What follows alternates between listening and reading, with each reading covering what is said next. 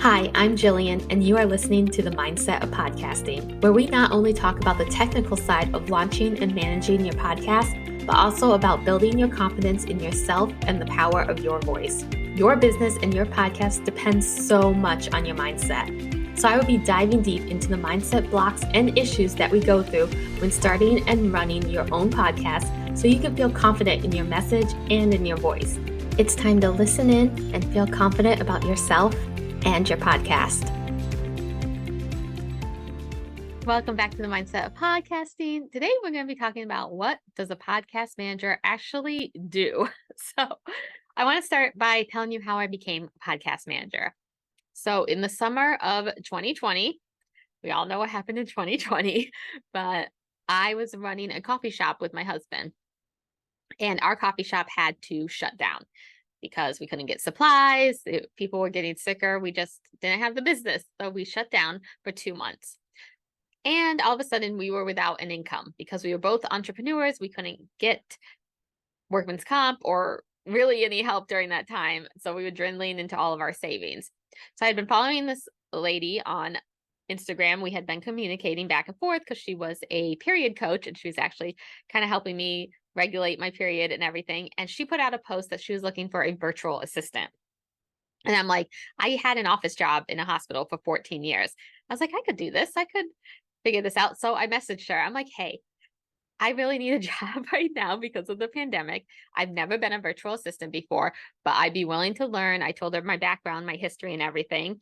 And she reached back out to me. She goes, I've never had a virtual assistant before, so I'd be willing to work for you and help you because I know that you also understand my business. You also understand how your period works and the menstrual cycle because we've been kind of working together. So she said, let's do it. So we took a chance on each other and it worked out really, really well. So I was her virtual assistant, and eventually she's like, hey, I have a podcast too, and I would love for your help with that. And I'm like, I know nothing about managing a podcast at all. I didn't even know a podcast manager was a thing at that point. But I knew what podcast was. I had always listened to podcasts at my old job. I used to hide a headphone in my ear on the side that my boss couldn't see and listen to podcasts all day. So I'm like, sure. So I looked around on Instagram and found someone who offered a course on how to be a podcast manager. So I signed up for the course, I took it and fell in love with the editing and everything else. So I started working on my client's podcast, and then other people started hearing that I was doing podcasts too and started reaching out to me saying, hey, could you do mine? Could you do mine? And that's kind of how I grew, kind of word of mouth. People found out that's what I was doing.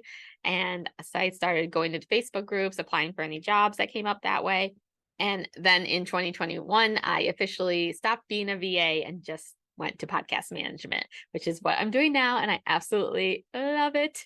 So let's go over some of the things that a podcast manager does. I think the most important thing they do is they save the client's time, lots of time, because editing can take anywhere from 2 to 4 times the length of your episode. So if you have a 30-minute episode, it can take anywhere from 1 to 2 hours to edit it, depending on what it needs. So that alone takes a lot of time. And also doing all the other things that come with it, writing the show notes, uploading it, scheduling it, titling it, doing the social media, all things like that, which I'm going to go into in just a little bit of everything that I actually do for clients. But basically, I save my clients a lot of time because a lot goes into a podcast. So the main thing that I do for every one of my clients is editing. I edit their audio or their video. So some clients just have audio, some have both, and some clients just have video podcast. So I edit those. For my audio podcast, I use a program called Audacity that I edit in. And for the video podcast, I use a program called Descript. And I edit them all down, take out the ums. I make it sound natural though. Sometimes I will keep ums in because it sounds more natural. You want this to be a conversation between you and your listener. So I'm not one of those people who takes out every little tiny mistake. Sometimes a mistake is funny. Like if you start laughing because you made a mistake, like it makes you connect more with your audience. Like they know that you're not perfect, and it really does make you seem more human. So leaving in some mistakes is okay. And that's kind of my approach to it. I mean, I take out a lot of the ums because you don't want to hear every other word be an Some of the ums are kind of, I will say, maybe annoying when you hear it a lot, but I take out those. I take out any tongue clicks. I take out when you start a sentence and then you don't finish it. Like some of my clients just start a sentence and then they move on to a different topic without finishing that thought. So I do that. I also edit for content. I do have some clients who record about 50 minutes of a podcast, but then they only want it to be 25 minutes. So I will take out some of the content to get that down to 25 minutes. Along with editing comes combining the intro with the music, putting that in with the episode, doing ads, doing the outro, things like that, and making sure the episode is all together. Another thing a podcast manager does is write show notes. So these are what you see when you go in to look at the podcast. It's all the words underneath that tell you what the podcast episode is about. So my previous episode, I shared that I use AI to help me with that. You can go listen to that. And along with show notes, I also help title the episodes and put that in when I schedule an upload, which is another thing I do is I schedule it into your podcast host, which is where your podcast lives. I upload it into that and then schedule the time when it's supposed to go out. Another thing I do is social media. So some clients I make audiograms, which an audiogram is the graphic with a clip from your podcast over it. I use an intriguing clip to try to get them to listen more. For my video podcasters, I make reels from their video. I make quote graphics. I do the captions for some of my clients, and I actually post on their social media for some of my clients. So for a few clients, I post on Instagram, Facebook, LinkedIn, and Twitter. So I do all that. With video podcasts, I also put it on YouTube along with the show notes and the keywords and put that on there. So I do a lot of social media for them so that they can help promote their podcast episode without taking the time to actually promote it. I also do transcription for a few clients. They like to put the transcription on their blog, which helps for SEO purposes.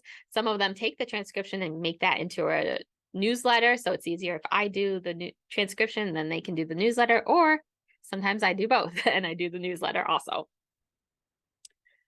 There's also guest management. So I help look for guests and get them on the show, schedule them. I send them all the graphics afterwards. I make sure they're all set up to record and everything, just all the things involved with guest management. Some of my clients, I look for guests for them to find the right fit. And then I come up with questions, let them know who that is. Like I kind of stalk some people on social media to come up with questions and their bio and everything so that my clients can interview them properly. And another thing I do for clients that kind of goes with the guest management is creating the outlines. So I create outlines for some clients where I get the topic and then I go through and outline what they should talk about. Now, I don't tell them everything they should talk about. I give them bullet points basically, and then they go off and talk on their own about that. But it just helps them so they're not constantly thinking about content either. So I love working with my clients. I do an arrangement of different things for them, and it's really a lot of fun.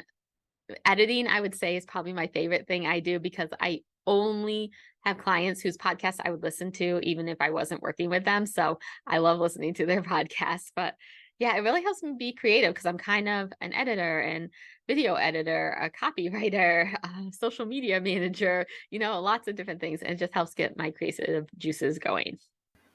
I want to thank you so much for listening and for supporting me during the podcast and everything. This is going to be my last episode. I have some pretty big changes coming up in my life, and right now I need to take a step back from a few things. So this will be my last episode for a while. I'm hoping to come back, but we need to see how things work out.